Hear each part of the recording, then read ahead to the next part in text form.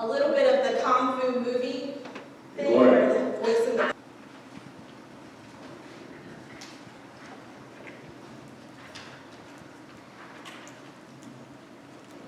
Our second reading today comes from the book of Hebrews, chapter 13, verse 2.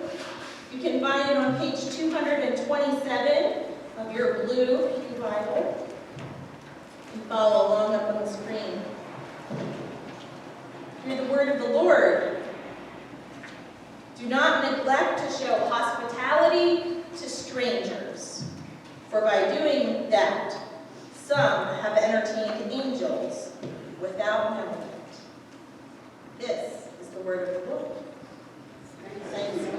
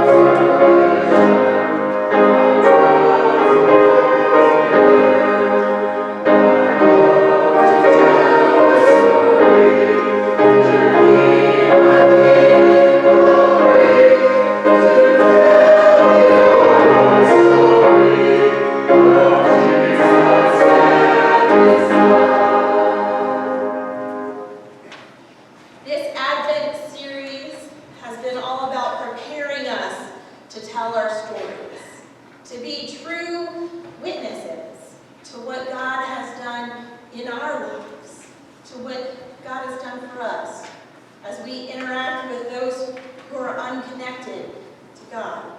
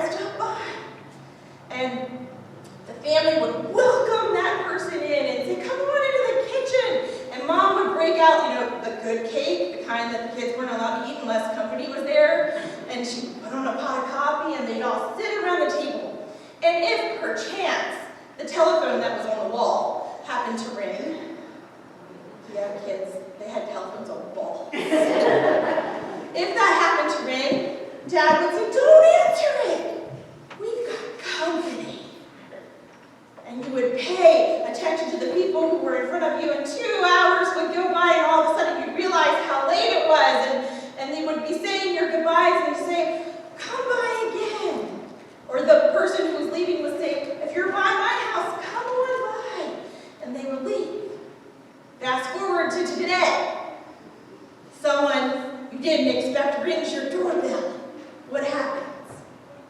First, everybody looks at their phone and sees if they missed a text. Turn your heads. Did you invite someone? No, wait, did you invite someone? Then, Mom will get up and peek around and see, without the person seeing them, who it could be at the door. And someone will say, shh, it's really different today, and we chuckle at it because it's kind of true. This is kind of how it is. We don't expect the unexpected visitor anymore. And yet, we do still welcome people into our homes, right? We busy ourselves getting prepared when we know they're going to come. We put the good sheets on the bed in the spare room, and we break out the best of whatever it is that we have. We do still know how to welcome a guest. It's just that we expect a guest, right? The difference is the difference in the relationship that we are fostering. In that first example, the comedian is describing to us a visitor, right? Someone unexpected. And the second example is that of a guest, someone whom we invited, that we expect that we're making special preparations for, that we look forward to their coming. Visitors are not expected. We are not prepared for them, and we don't necessarily look forward to them. Not anymore, anyway. I would say in the past that people didn't really have visitors. They had unexpected guests. And the question we must ask ourselves as a church is, do we have visitors, or do we have guests? Are we preparing for, inviting, and anticipating new people each Sunday to be our guests? We are a friendly church, but are we only friendly to one another? Are we friendly to those that we know, or to everyone who walks through the door? Would a guest come in and see us as open and intentional and relational? Would they find it easy to break into our groups? To feel a sense of belonging here? That is what we want. Are we hosting each Sunday a family reunion, or are we open to new relationships? Do we have cliques that are only into one another? Or are we open to receiving new people all the time and expecting to do so? When, a long, long time ago, Chad and I were dating, he has a very interesting version of this story that you might want to hear later.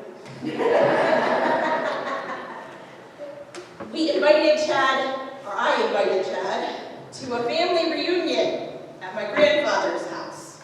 It was a crab feast. And this was a very special time. We got together with people you rarely saw. And, like our favorite thing, hard-shell crabs. Everybody couldn't wait for this family reunion. And so I invited him as my boyfriend to come along, and I really wasn't paying much attention to him as my guest, because I was focused on my family and what's going on and catching up with cousin so-and-so. And so what I didn't realize was that Chad had never eaten hard-shell crabs before, and that he was sitting at a table with a couple of my uncles who thought it would be really funny to just let him go on and do whatever he was going to do. And so, catching him right before he ate the stuff that could make you really sick. That's a family reunion. We were a family and he was a visitor, not necessarily a guest. And the question we must ask ourselves is, when we have people who are new to us here at church, do they feel like they're a visitor at a family reunion? Do they not know the rules? Which book to pick up? When to stand up and sit down? What's going on? guest who we walk alongside and encourage and make feel better. If we're going to strive to welcome guests instead of suffering visitors, we're going to have to practice some radical hospitality. How is hospitality radical rather than just regular hospitality? Let's think, as we're all thinking of anyway, the birth of Jesus.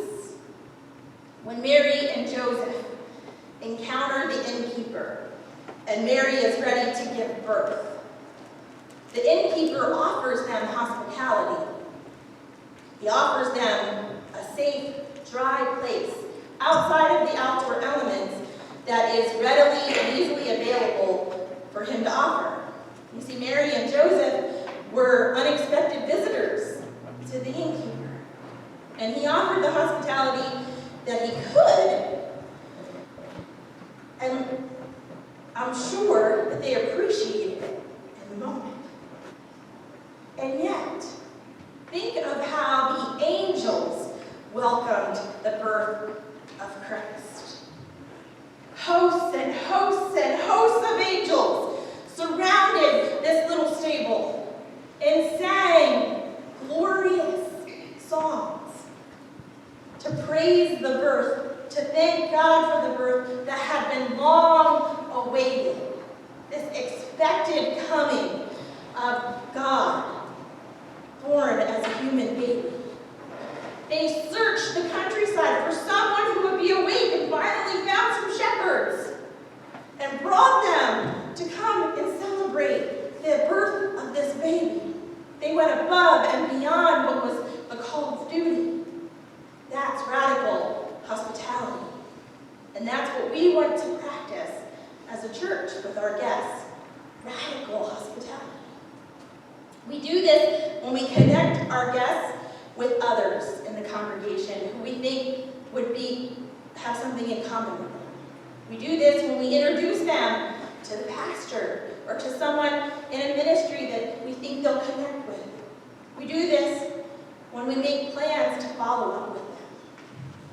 We continue making connections with them the day that they are a guest and the next day, and we continue to do so until they themselves are connected to some ministry outside of Sunday morning worship. That's radical hospitality. We must be aware that there's a process of faith development. People begin as guests, and then they become connected to our church in some way, and then often a believer. After becoming a new believer, they become a disciple, and then eventually a missionary or ambassador, as I hope that many of us are today. Let's receive a picture of what this process looks like from the faith story, the 1, 2, 3 story of Dave Young. Now, did you notice that even though Dave grew up in the church, he mentioned something that happened in his teen years that first got his attention from God? So it doesn't really matter how old we are when we enter the church. God gets our attention in lots of different ways at lots of different periods of our life. He was 30 in the example that he gave of recognizing God's grace. This is a long journey that we are on, and it continues, and he gave lots of great examples of how God continued to grace his life and to help him to grow. It's not just up to some of us, but it's a task for all of us to be in relationship with one another, to help one another grow. The second thing that we must be more attentive to is our building, our environment. We each notice different things, and we have different gifts that can lead to our guests having a radically hospitable experience or a lackluster one. It's about more than just those personal interactions. It's also about the road signs and the ease of parking and our door signs inside and outside. It's about being hospitable not only to those who are already here, but to those we anticipate welcoming. It's about nurseries and children's areas and places to share refreshments and fellowship. It's about websites and Facebook pages that are guest-friendly and up-to-date and informative. These are all ways of providing radical hospitality, and no one can do it alone. This is something we all must do together as the body of Christ. Last, it's leadership that matters. And by leadership, I mean so much more than pastors. Ministry leaders, our administrative council, team and committee leaders. Our church can only grow to the degree that it raises up leaders. And these leaders need to be spiritually mature people who are about the mission of making disciples, because they are making decisions. We must plan strategically and missionally to align ourselves and all that we do with our main mission, which is to make disciples. We must be about the business of equipping our congregation to live within its mission, to have the mission at the center of our shared ministry and our individual lives. When it comes to being prepared to receive the guests that we are saving the seats for, the congregational relationships we develop do matter. We must prepare and expect to receive guests each Sunday, not unexpected visitors. The hospitality spoken through our building, it really does matter. It's the first impression that people get, and it speaks to the guest about how we function and what we value. And our leadership really does matter. We must be led by people who are enthusiastic about the mission of reaching new people. Let's rally around these three elements in order to be prepared to receive the guests that this new emphasis on being witnesses will produce. Together, we can be prepared not only to tell our stories, but to tell the story and to make disciples for the transformation of the world. Amen. Amen. Please stand and greet one another with the sign of God's love